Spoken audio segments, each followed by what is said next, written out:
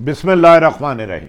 अस्सलाम वालेकुम नाज़रीन, मैं हूं आम शहरी आरिफ हमीद भट्टी, लाहौर से मुख्तलिफ ख़बरों के साथ। अहम तो नहीं कहता क्योंकि अहम ख़बरें क्या है कि मुल्क डिफ़ॉल्ट होने के करीब जा रहा है और रावी चैन दे रहा है। नाज़रीन, वज़ीर आज़म पाकिस्तान की पार्टी के अंदर ही बड़ी साजिश तैयार कर ली गई है। शायद इसीलिए आज खुर्शीद शाह साहब ने पीपल्स पार्टी के रहनुमा ने कहा कि इन हाउस तब्दीली आ सकती है।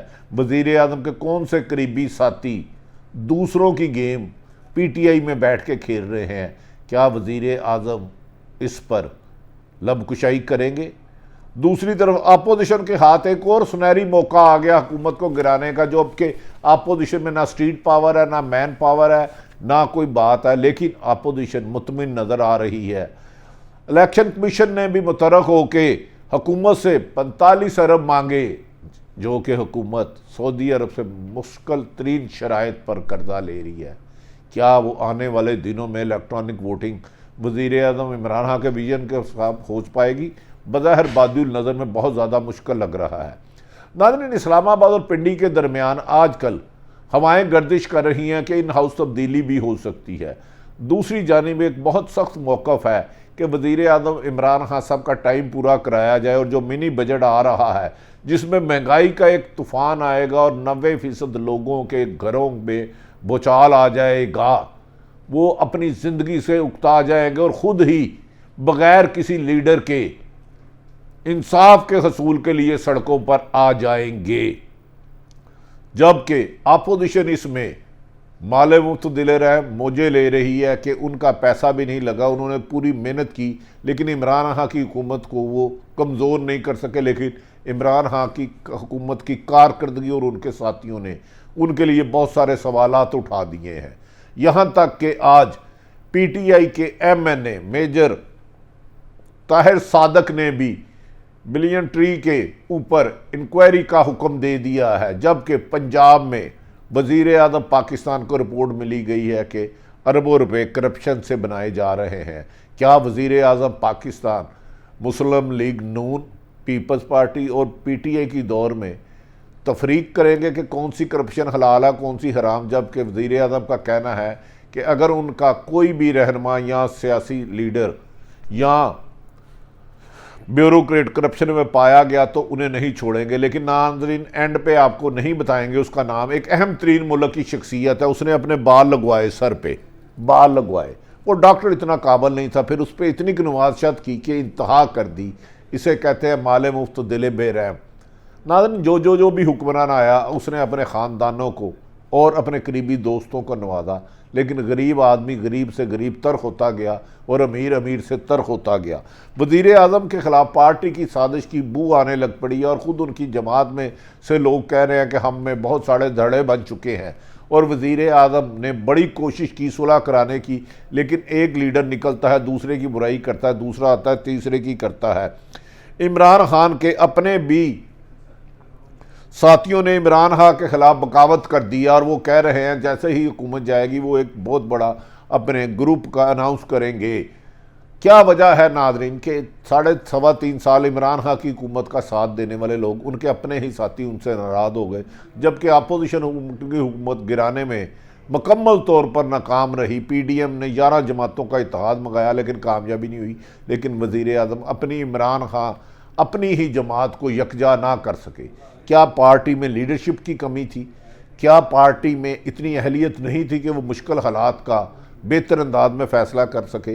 ये बढ़ती हुई महंगाई 2018 से क्या रेट थे, आज क्या थे, ये फ़ैसला खुद करे। इस वक्त अपोजिशन सिर्फ ये चाहती है कि इमरान खान हुकूमत से माइनस हो जाए और उन पर एहतसाब की लटकी हुई तलवार हट जाए और वो मुल्क से अरबों रुपया लूटा हुआ वापस ना करे और मौजे करे।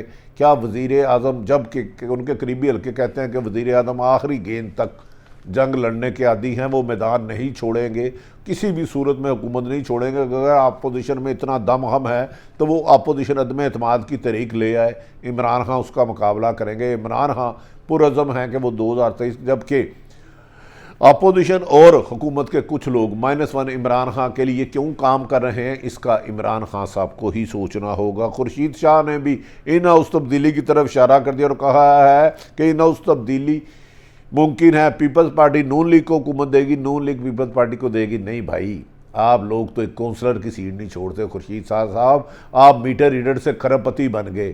آپ پیپلز پارٹی نے 2 دفعہ نون لیگ کی حکومت گرائی اور نون لیگ نے 2 دفعہ پیپلز کی گرائی۔ آپ بغض عمران خان میں صرف عمران خان کی حکومت گرا کے احتساب کے شکنجے سے بچنا چاہتے ہیں۔ کاش عمران خان شفاف احتساب کرتے تو آج آپ لوگ سب جیلوں میں ہوتے مبینہ طور پر۔ اپوزیشن میں ہاتھ میں ایک اور سنہری موقع آ گیا۔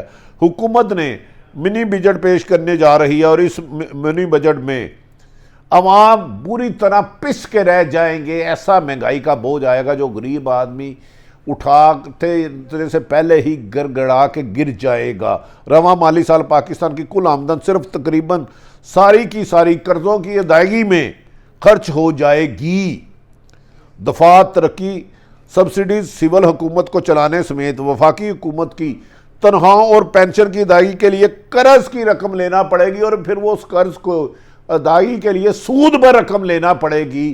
اس ماضی میں 70 سال حکمران جو بھی رہا، جس طرح اس نے ملک کو لوٹا، یہ جب حکومت آئی تو 26,000 ارب ڈالر کا مقروض تھے، آج 40,000 ارب ڈالر کے ہیں۔ اور اس پہ وزیر اعظم عمران خان کہتے ہیں میں کیا کروں، جب قرض لیتا ہوں تو 80% سود کی رقم ادا کرنے میں پڑتی ہے۔ تو دفاعی بجٹ میں بھی مشکلات ہو رہی ہے۔ خدا را دفاعی بجٹ میں کم نہ کریں، جس ملک کا دفاع کمزور ہو وہاں ملک نہیں رہتے، لہذا پاک فوج کی ضرورت پوری کرنی چاہیے اور طاقتور حلقوں سے ٹیکس وصولی کا نظام بہتر کریں۔ دوسری طرف ناظرین، اپوزیشن کی سپورٹ میں اچانک الیکشن کمیشن میدان میں آ گیا ہے۔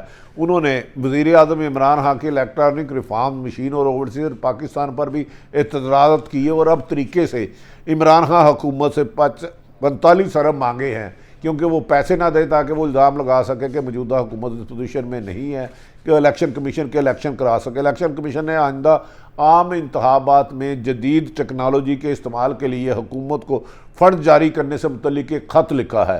الیکشن کمیشن کی جانب سے لکھے گئے خط میں کہا گیا ہے کہ مبینہ طور پر آئندہ عام انتخابات اکتوبر 2023 میں اگر ہوں گے تو اس سلسلے میں الیکشن کمیشن کو جدید ٹیکنالوجی کے استعمال سے متعلق اہم اقدامات کرنے ہوں گے۔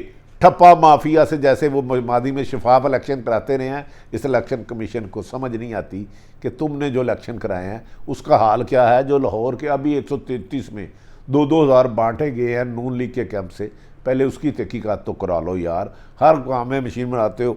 اس موقع پر انہوں نے کہا الیکشن کمیشن کو 8 لاکھ سے زائد الیکٹرانک ووٹنگ مشینوں کی سٹوریج کے لیے ویئر ہاؤس درکار ہے۔ ایک تو مشینیں خریدنی ہیں، ان کے رکھنے کے لیے اربوں روپے کے اخراجات الیکشن کمیشن نے بتا دی ہیں۔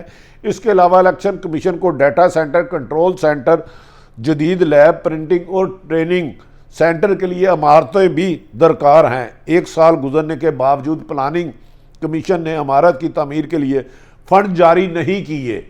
وزارت پارلیمانی امور کے ذرائع کا کہنا ہے کہ آئندہ عام انتخابات کے لیے الیکشن کمیشن کو 8 لاکھ سے زائد الیکٹرانک ووٹنگ مشین خریدے گا۔ الیکشن کمیشن کو الیکٹرانک ووٹنگ مشینوں کو رکھنے کے لیے 3 ایکڑ زمین درکار ہے۔ لگتا ہے کہ یہ الیکشن اگر الیکٹرانک ووٹنگ سے ہوں گے تو اس الیکشن کمیشن نے اس کو روکنے کے لیے پاکستان کے بجٹ سے زیادہ رقم نہ لگا دے، لیکن وزیر اعظم صاحب کہتے ہیں، عمران خان صاحب اور وزیر اطلاعات کہتے ہیں ایک ہی دفعہ خرچہ ہوگا الیکٹرانک مشین پہ، لیکن ساری عمر یہ کام آئیں گے، لیکن اس میں دھاندلی کا چیپٹر کلوز ہو جائے گا۔ اگر واقعی ہی الیکٹرانک ووٹنگ سے شفاف الیکشن ہوتے ہیں اور اوورسیز پاکستان کو ووٹ کا حق ملتا ہے تو یہ اچھا اقدام ہے۔ کاش اس ملک سے دھاندلی کا لفظ الیکشن کے لفظ سے الگ ہو جائے۔ اگر وزیر اعظم عمران خان ایسا کر پاتے ہیں تو مہنگائی، بے روزگاری، کرپشن تو نہیں ختم کر سکے، الیکشن سے دھاندلی کر دیتے ہیں تو وزیر اعظم کا یہ عمل قابل تحسین ہوگا۔